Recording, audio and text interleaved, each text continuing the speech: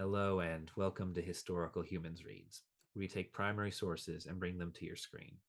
I'm Colum Coleman, and today we are reading from Bulfinch's Mythology by Thomas Bulfinch, an early 19th century American banker and scholar. When composing the mythology that would bear his name, Bulfinch sought to provide an accessible and comprehensive introduction to European mythology for English-speaking readers. Bulfinch's mythology is largely credited with popularizing Greek and Roman myths among English-speaking readers.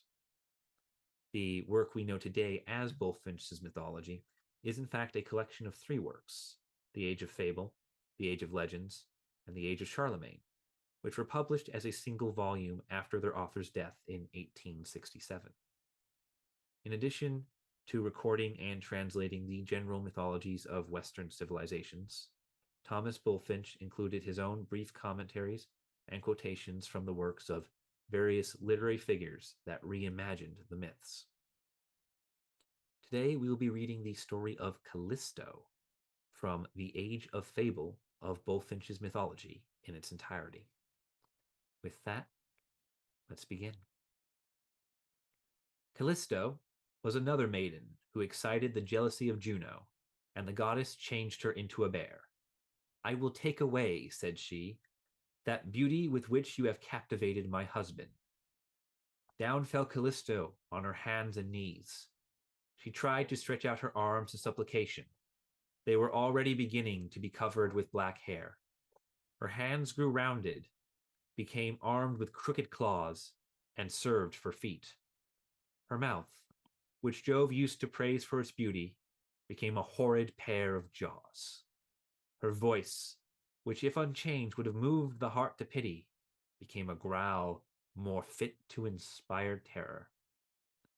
Yet her former disposition remained, and with continual groaning she bemoaned her fate and stood upright as well as she could, lifting up her paws to beg for mercy, and felt that Jove was unkind, though she could not tell him so.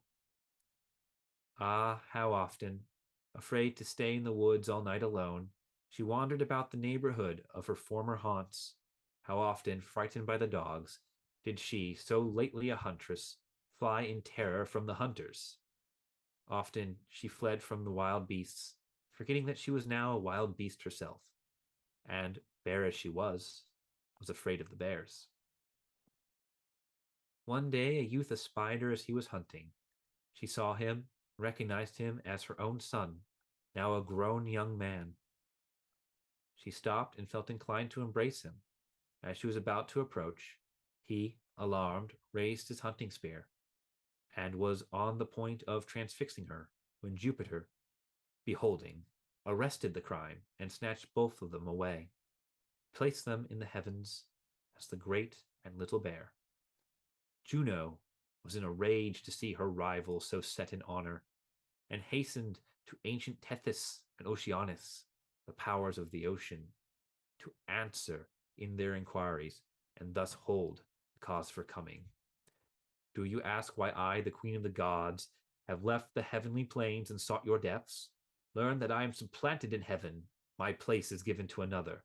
You will hardly believe me, but look when night darkens the world, and you shall see the two of whom I have so much reason to complain exalted to the heavens, in that part where the circle is the smallest, in the neighborhood of the pole.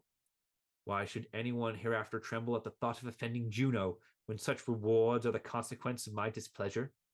See what I have been able to effect. I forbade her to wear human form. She is placed among the stars. So do my punishments result. Such is the extent of my power. Better that she should have resumed her former shape, as I permitted Io to do.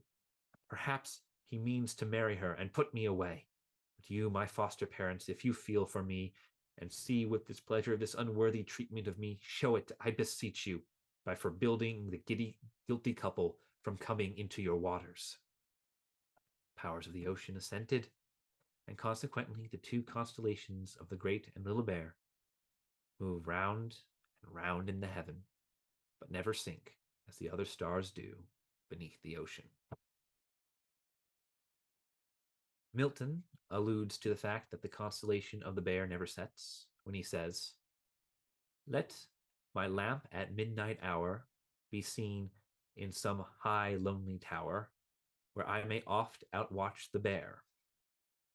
And Prometheus, in J.R. Lowell's poem, says, one after the one, the stars have risen and set, sparkling upon the hoar frost of my chain.